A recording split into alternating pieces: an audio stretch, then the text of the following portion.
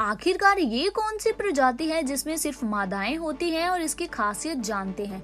जीव की ऐसी प्रजाति जिसमें सिर्फ मादाएं होती हैं और सुनने में बड़ा अजीब लगता है, लेकिन व्हिपटेल छिपकली एक ऐसा ही जीव है जिसमें नर होते ही नहीं हैं और ये सिर्फ मादाओं की ही प्रजाति है। धरती पर ऐसी कुछ ही प्रजातियां हैं जिसमें ये गिरगिट भी शामिल है और इन्हें बच्चे पैदा करने के लिए नर की जरूरत ही नहीं पड़ती। दरअसल ये सिलसिला करीब 1 करोड़ साल से चल रहा है। व्हिपटेल छिपकली में नर नहीं होते, यानी कि जीवों की दुनिया में ये मामला अपने आप में ही एक अनोखा है, क्योंकि नर और मादा से ही किसी जीव का पूरा जीवन चक्र चलता है।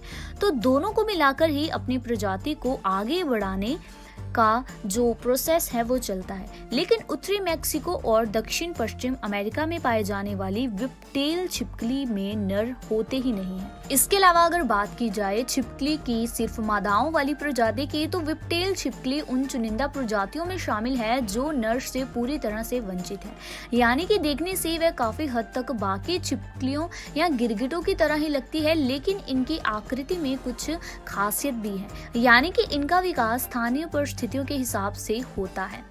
अगर इनकी बात की जाए तो शरीर से लंबी इनकी पूंछ होती है, यानी कि ये अपनी छिलकेदार त्वचा और शरीर से लंबी पूंछ की वजह से पहचानी जा सकती हैं, जो कि चाबुक की तरह दिखाई देती है। अधिकतर गिरगिटों की तरह ही इनकी जीभ भी कांटेदार होती है।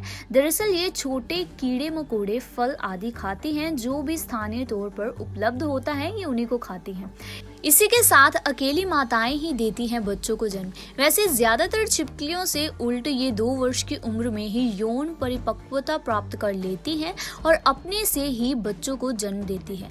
अब सवाल ये आता है कि बिना नर साथी के ये कैसे संभव होता है और अभी तक ये विलुप्त क्यों नहीं हुई है। ऐसे में एक उत्तर ये भी निकल के आता है कि अलैंगिक प्रजनन से बच्चे पैदा होते हैं। दरअसल व्हिपटेल छिपकली पैर्थेनोजेनिक, मतलब इनके बच्चे अंडाणु और शुक्राणु के मिलन से नहीं पैदा होते। और अब इस तरह की प्रक्रिया कुछ तरह की मछलियों, सरीसृपों में ही देखने को मिलती है। वैसे व्हिपटेल के बच्चे अनिषेचित अंडे से विकसित होते हैं, जिसमें कि क्रोमोसोम की दोनों कॉपी मां की ही होती है और ये पूरी तरह से अलैंगिक तरीके से प्रजनन करती है। ऐसे में इनके भोजन की आदतों के बारे में बात की जाए तो अधिकांश भाग के लिए रेगिस्तानी घास का मैदान व्हिपटेल दीमकों, रानी चींटियों, भृंगों और अज्ञात कीड़ों की खोज करता है और उनके आहार के एक छोटे हिस्से में जमीन के ऊपर पाए जाने वाले शिकार जैसे कि टिड्डे और तितलियां भी शामिल होती हैं।